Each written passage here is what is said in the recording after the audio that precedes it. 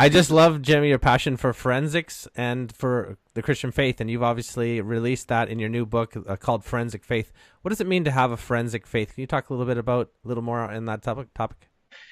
Yeah, I think that, we typically as Christians have a couple different views of what faith is. Either we've got a cultural definition of this or practical experience, the term we've been using, we've been saying the word faith, but maybe we haven't thought about it. I think the beliefs can be divided into three categories. There are unreasonable beliefs. So, for example, if you think that warts come from toads, well, we know there's evidence to the contrary. You don't get warts from toads. If you continue to hold on to a belief, even though there's evidence to the contrary, you're holding an unreasonable belief. Now, you can hold some beliefs that are correct, but you don't even know why they're correct. They could be false and you wouldn't know either because you're holding the belief devoid of any evidence. You're not aware of any evidence to the contrary, but you're also not aware of any evidence that makes the case.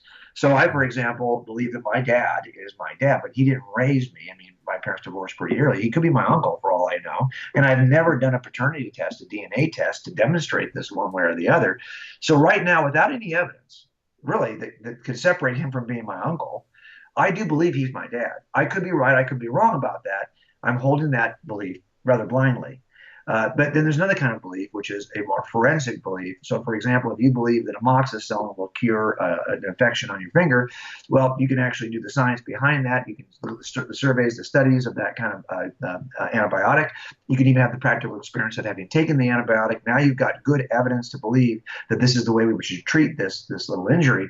And that is a more based on evidence. This is a forensic. Now, again, you could be wrong. There are many unanswered questions you might even have about how it is that amoxicillin does that trick. But you still will use it because you have good reason to believe in spite of your unanswered questions. Right. That kind of belief is a forensic belief. And it turns out this also applies to how we believe about God.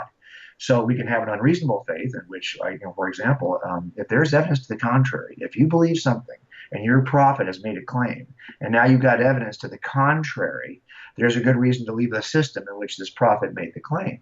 Right. But you can also believe something blindly. And so you might call yourself a Christian. You're in the right place, but you don't even know why it's in the right place because you've never looked at the evidence. Then, of course, there's a forensic faith where you've got lots of good reason to believe this is true. Lots of good evidence in manuscript evidence, archaeological evidence, scientific, philosophical evidence, but you still have a large number of unanswered questions. Well, no kidding. Every case I've ever worked has got unanswered questions. We ask jurors to make a decision in spite of the fact that you've got several and perhaps even important unanswered questions. This is in our jury instructions. Right. And juries do this every day.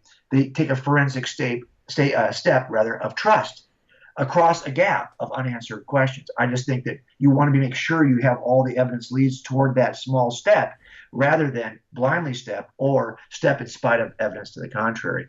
I think it's time for all of us as Christians to move from either an unreasonable or a blind faith to a forensic faith, because for young people anyway, in this culture, let's face it, there's a relationship between your level of certainty and your willingness to engage.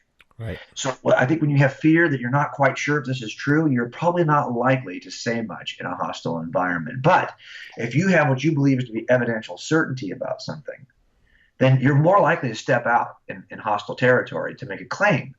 And if you're ready to defend your claims, you can navigate the conversation. Yeah. It's time for our young people to be both of those. Engage, confident enough to engage, and then once they do engage, equipped to navigate those conversations. And it's like our buddy Sean McDowell says, is when you actually are confident in that, you're not as likely to get defensive and angry. You know, your neck doesn't change color when somebody presents Yes. a case for atheism, let's say. You know, you're actually you can be more compassionate with people as you That's a great, you that's a know the great truth. point. Yeah. You know that the Chihuahuas are the nastiest little dog in the yard. And where does that come from? The Great Dane just struts around with all kinds of confidence and calm. Well, why? Because he's confident of his position in the yard. Right. It's The those Chihuahua's yappy not. chihuahuas.